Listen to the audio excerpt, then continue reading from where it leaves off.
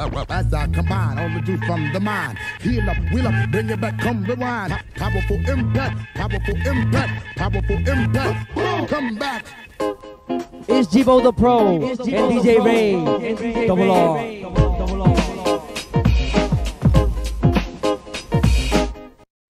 Now, after you guys came out and started doing the blend tapes and whatnot, and bringing that style out, would you say a lot of cats started to maybe not bite but emulate and kind of You know what?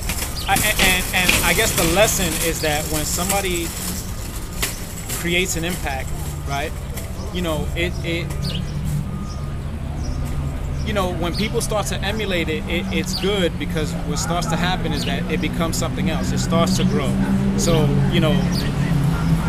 us thinking that people talking on tapes was strictly a Kid Capri thing, well, nah, it kind of turned into something else. It kind of became something completely different. So when people started, getting hip to like, oh, well, shit, then we could use multi-tracks too. We could use 4 tracks, and now, we're gonna use 8 tracks. So while we were doing our thing, people like Chill Will from the East Side, he's from this neighborhood right here. He's from this block, as a matter of fact. He was like locked up, and he came out. He heard our shit. He's like, what? Like, they doing that? I know how to, I could fuck with that.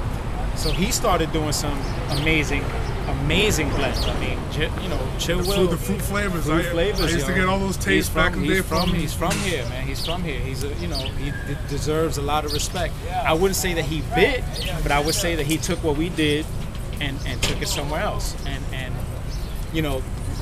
And I think that's a good thing. I think you emulate, but then you do your own thing. Now, mentioning Chill Will, I've heard stories, a lot of DJs, and having the whole issue of bootlegging always comes up.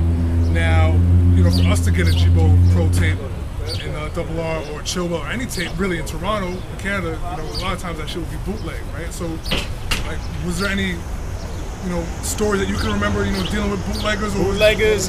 See, the way tape guys used to do business was different, right? The way I like to do business and the way Double R like to do business, we like to make our own copies so that we could control our own distribution, and that way the money was more. You know what I'm saying? So, for example, if I go to a store with 100 tapes, I know that I'm getting a certain amount of money back. Some other DJs, what they would do is they would sell their master for a set price. What's up, baby boy? They would sell their master for a set price, and that was the end of it. So the store could make as much money as they could, whatever. So the stores tended to like that business model a little better than ours. But being that the demand was so high for our stuff, they were forced to deal with our business model. And what ended up kind of messing up the game a bit is when, another wave of DJs started coming out, and instead of charging, I'm throwing out numbers here, but, instead of charging, let's say 500 for a master, they'd be like, yo, take my master for 100. So they're messing up the game. It's like, yo, dog, like, doo-wop now, yeah, he's doo-wop, but it's like, if some other cat is walking into a store and selling his master for 100, the guy's looking at this dude like, why should I pay 500 for yours when, but again, it's other factors. It's like, it's a name recognition thing, it's demand, and there was a lot of issues with cats trying to not kind of step outside of our business model and try to bootleg our shit, and they were, dire consequences. We'll leave it at that. Just leave it there. But, with that said, if people want to get the product, they don't have to go and get the bootleg and shit now, because you actually went and reissued the catalog last year? It was last year. For a long time, I had kept the tapes completely off the market.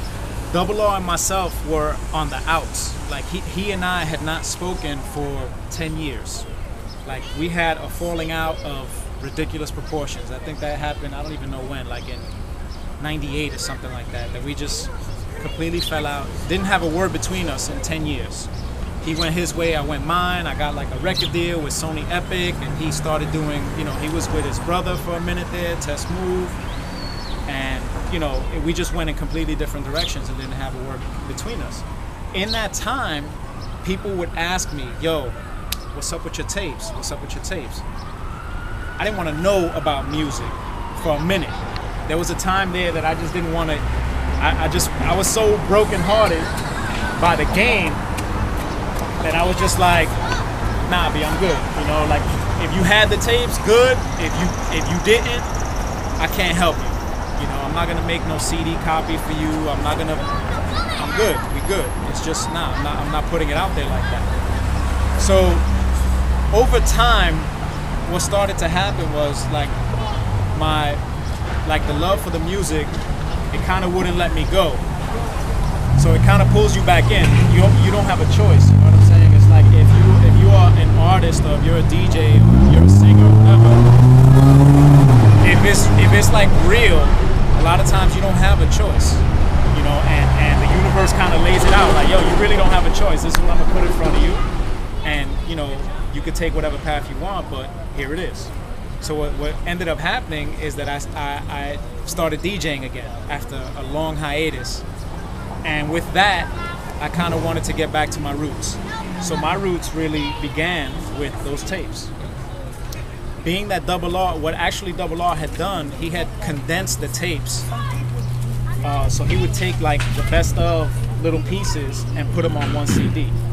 And I thought that it wasn't a good business model because you're selling one CD, right? As opposed to my plan. My plan was to put everything one side per CD. So each tape would be on 2 CDs, therefore you could sell, you know, you could sell more. And the other part of it was that I didn't want to sell individual titles. I didn't want to deal with selling $5 tapes, like $5 CDs. Like I didn't want to get into that. So my thing was, what I was gonna do was I was gonna sell box sets. And if you wanted the G-Bo and Double R sets, you could buy half the set for 50, you could buy the whole set for 100 on CD. So, you know, it was a massive undertaking. Even though I had all the masters and stuff, it was a massive undertaking digitizing all of that stuff, but we kept our stuff intact pretty much. And I did that, and it did well. The thing that I did after that was I created a digital box set on a 2 gig flash drive. And I call that the digital box set. So basically what I did, I took the entire collection, put it on MP3, typed out all the names for you, I embedded pictures, you know, I made it a really interesting thing. And started selling that. And that became very popular. So those two innovations, you know, like the thing with making the tapes, we would always try to be innovative in whatever we did.